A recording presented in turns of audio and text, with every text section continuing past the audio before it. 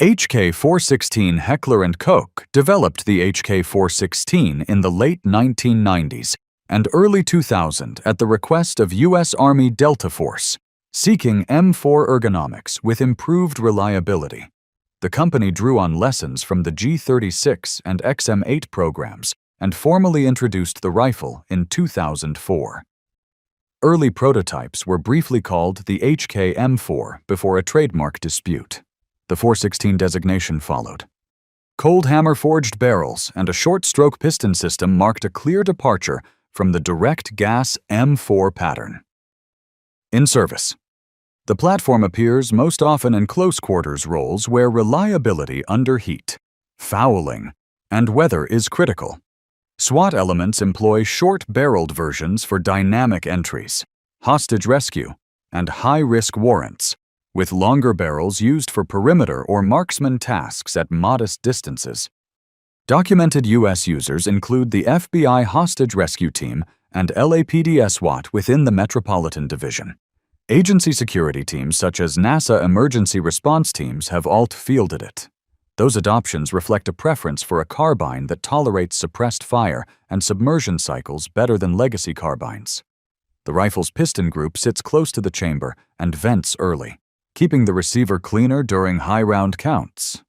HK's over-the-beach modifications support safe firing after water immersion, a feature valued for maritime and wet weather operations. Public attention spiked after the 2011 Abbottabad raid, but its more routine value in police work has been consistent compact configurations in the 10 to 14.5-inch range that accept modern optics, lights, and lasers, while maintaining reliable cycling with mixed ammunition. Colt Commando, CAR-15 derivatives. Colt's short AR lineage began after purchasing Armalite rights in 1959 and expanding the AR-15 M16 into the CAR-15 military weapons system. Early short carbines culminated in the simplified commando concept, with the XM177 series appearing in 1966 and entering Vietnam service in 1967. Barrel length grew from roughly 10 inches on the XM177E1 to 11.5 inch on the XM177E2 to address pressure and flash.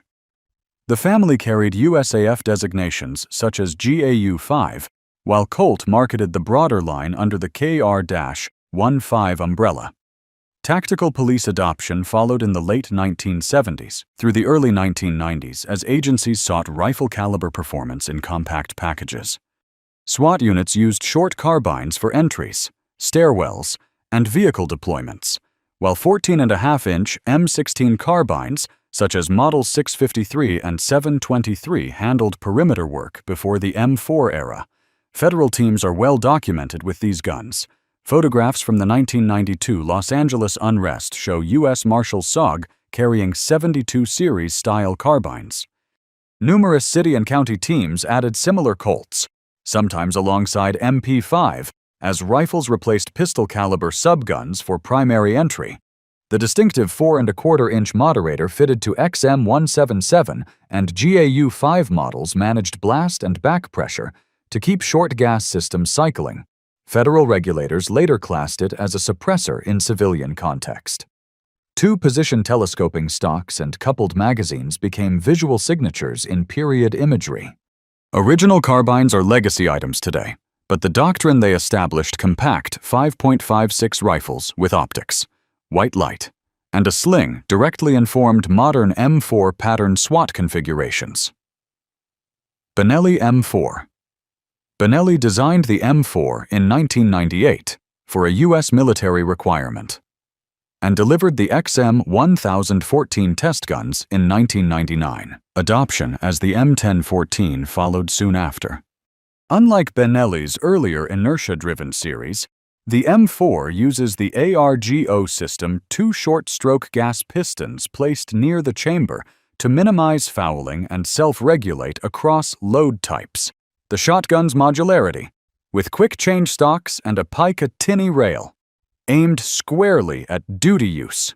Police tactical units employ the M4 as a semi-automatic entry shotgun with buckshot for room clearing, and as a slug gun for precise shot placement inside structures or against vehicles. Collapsible stocks facilitate work in tight interiors and around shields and K9 elements. Less lethal roles typically fall to pump guns, but lethal shotguns configured with ghost ring sights and optics remain common in SWAT armories.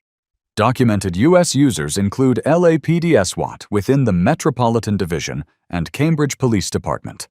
Broader domestic law enforcement use is widespread. Standard barrels measure about 18.5 inches with 5+1 capacity in civilian trim. Many law enforcement configurations extend to 7+1. Entry-length barrels around 14-inch appear on NFA-regulated models where policy and law allow. Field reports consistently credit the platform with reliable cycling across 2 3/4-inch and 3-inch loads. Low-power training and specialty rounds may require manual cycling.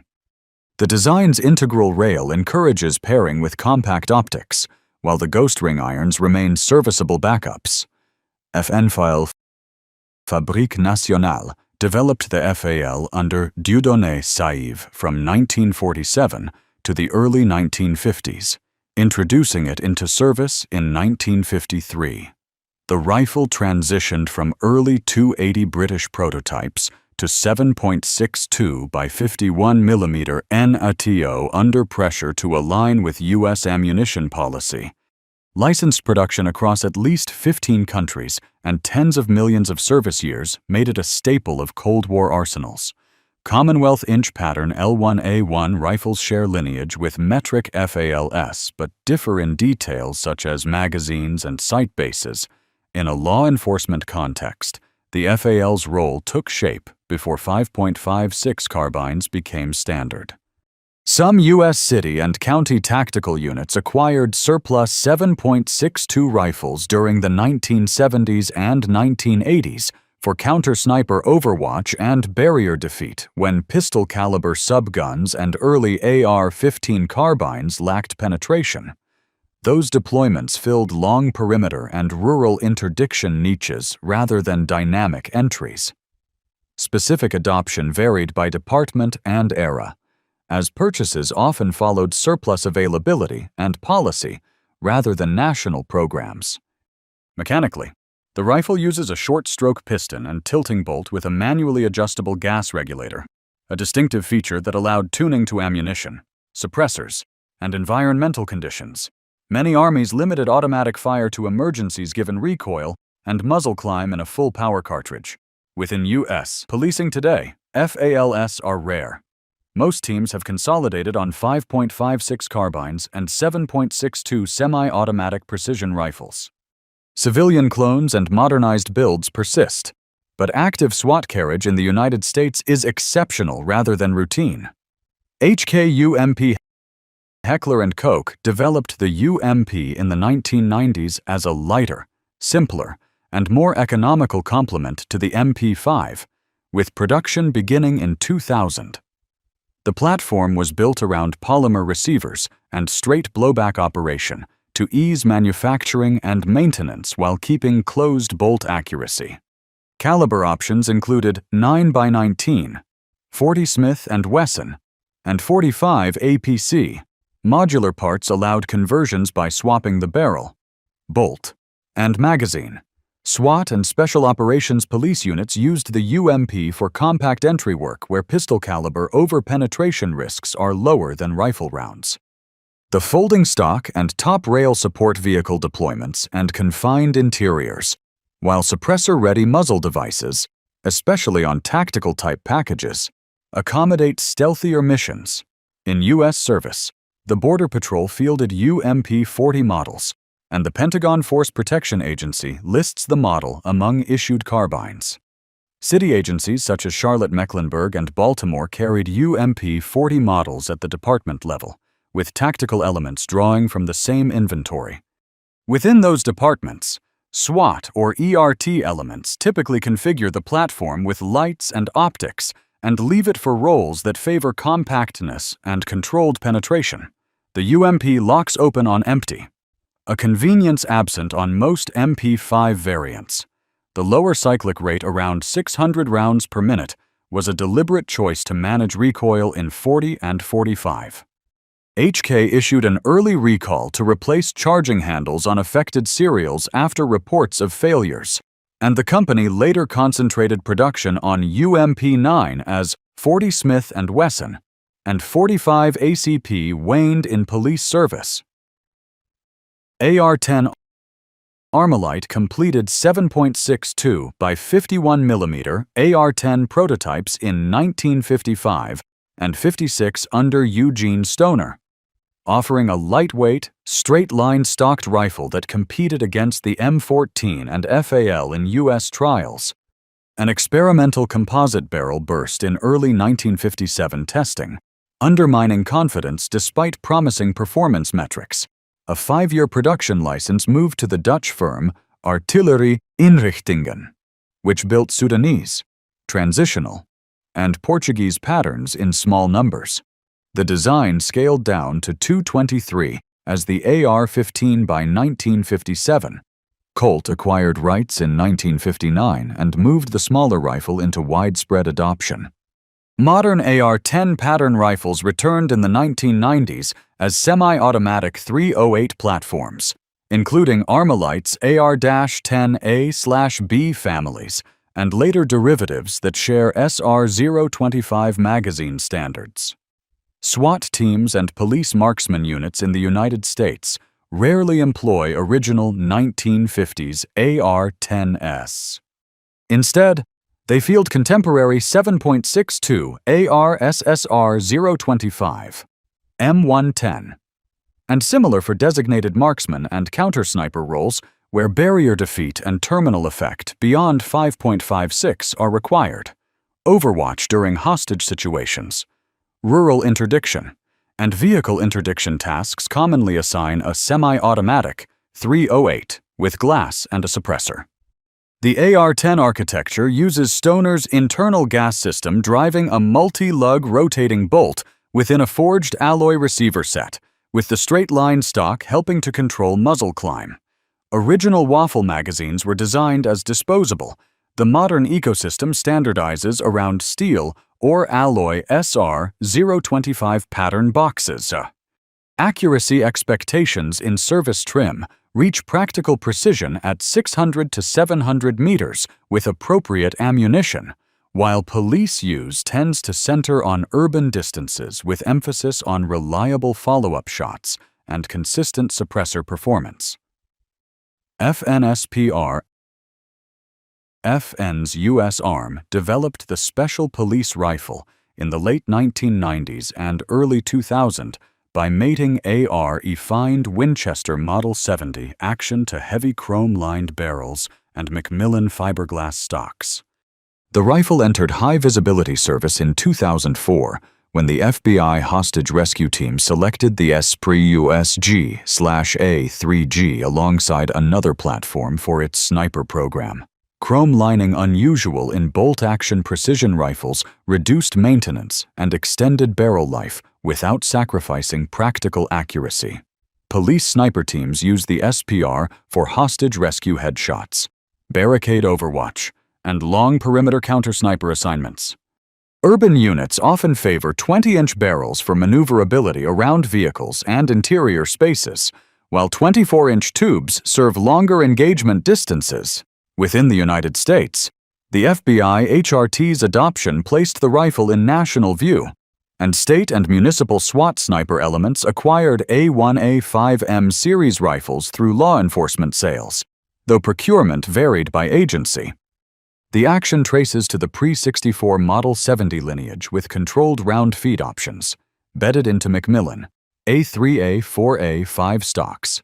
Sub-MOA accuracy is common, and well-sorted rifles frequently produce half-MOA groups with match ammunition. Catalog configurations centered on .308 Winchester, with .300 Winchester Short Magnum in some variants. As newer precision systems arrive, the SPR remains a touchstone of post-9/11 police precision equipment and continues to appear in inventories where known performance and parts pipelines carry weight. Accuracy International AE/AWS series. Accuracy International's precision line grew from the early 1980s, PM adopted as the UKL 96A1 into the Arctic warfare family introduced broadly in 1990. The AW architecture combined an aluminum chassis with a bonded action, 6 lug bolt, and cold weather details such as enlarged controls and de-icing cuts. The AE, introduced in 2001, offered a lower-cost law enforcement-focused variant with A-round receiver and simplified bedding. Production ended around 2013 as the AT and AX families took over. Police tactical units apply AW family rifles to counter sniper and overwatch roles where first-round precision, robust construction, and ergonomic adjustability matter more than absolute weight. Suppressed variants such as AWS and covert packages configured with integral suppressors extend that role to low signature interdiction out to a few hundred meters with subsonic ammunition. International police units, the Carabinieri, Romania's Brigada Antiterrorista, South Africa's Special Task Force are well documented. In the United States, AICS chassis derivatives appear widely in law enforcement precision programs, though specific city SWAT adopters of complete AW or AE branded rifles are not as publicly detailed as federal and military users. Expectations of practical 0.5 MOA accuracy are routine with correct ammunition and maintenance, and the detachable 10-round 308 magazine standard suits urban tempo better than internal box designs. The AXAT successors provide multi-caliber flexibility and improved modularity while retaining the core ergonomics that made the AW lineage influential in police sniper doctrine. LaRue OBR, PredatOBR, PredatOBR 7.62. LaRue Tactical announced the PredatOBR 7.62 on April 1, 2011 as a lighter, faster handling derivative of the highly accurate OBR 7.62.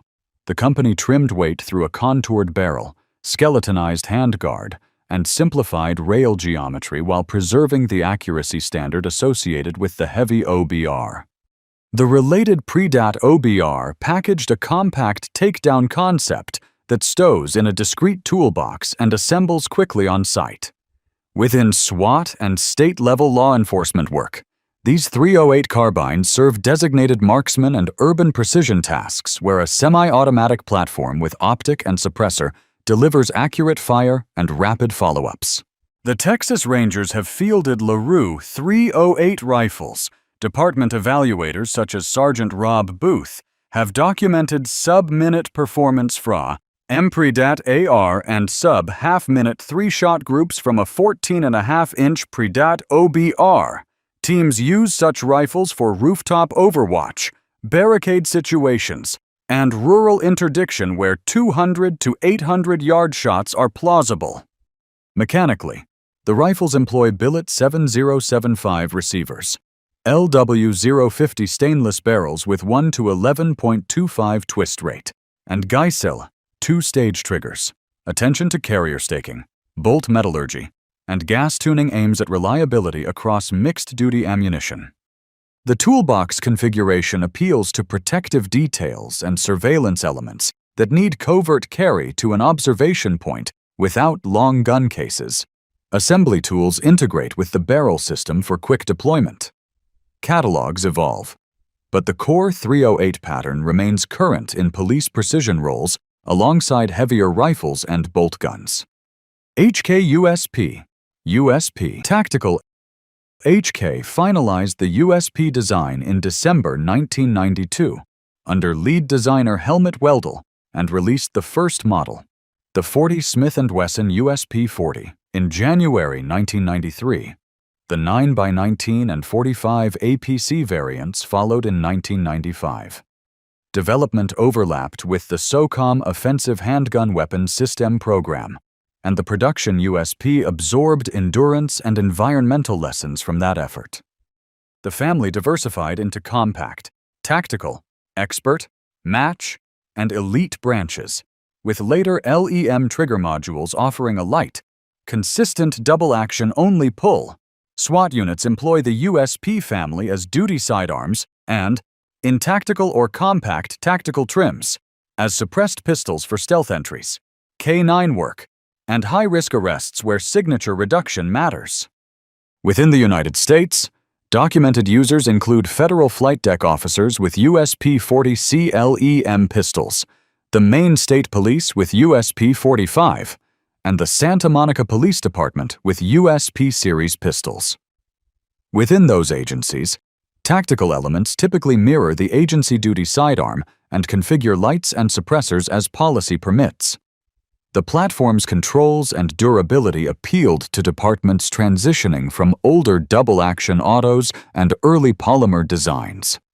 The pistol uses a Browning-type tilting barrel in a polymer frame and incorporates AR recoil reduction system of dual springs and a polymer bushing that spreads impulse over time. Post-1994 barrels adopt polygonal rifling in most variants. The tactical adds an O-ring threaded barrel and tall sights to clear suppressors, while control variants place the safety and decocker where policy and training dictate. Production continues, with modern output centered on stainless-treated slides and current sighting and accessory rail conventions via adapters or revised frames. If this video was useful, a like and a share with others interested in small arms history, and a subscription for future installments are appreciated. Topic ideas are welcome in the comments. Thanks for watching.